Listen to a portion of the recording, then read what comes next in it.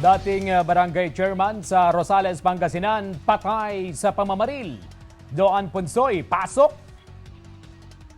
Patay ang dating barangay chairman na ngayon barangay secretary ng Pangawan, Rosales, Pangasinan matapos pagbabarilin sa barangay Kabalangawan sa nasabing bayan. Nagtamo ng mga sugat sa ulo at iba pang bahagi ng katawan ng biktimang si Renato Uril. Ayon sa pulisya, nakamotorsiklo ang biktima at pauwi na sana ng sundan ng mga sospek na sakay din sa motorsiklo. Galing siya sa bayan, sa stadium, nanood ng laban ni Manny Pacquiao.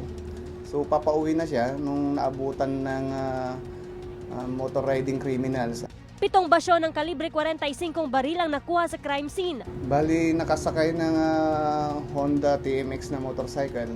Hindi ho sila walang takip ang mukha. So most probably yan na hindi taga rito.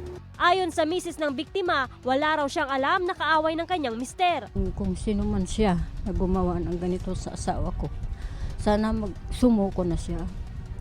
Dahil ang asawa ko po walang kasalanan. Pero hindi namin sinisit aside yung politika kasi nga nalalapit ang eleksyon ngayon. At dating barangay captain ito ng barangay Pangawan at isa sa mga leader ng incumbent mayor natin. Joan Punsoy naghahatid ng Balitang Amyanan.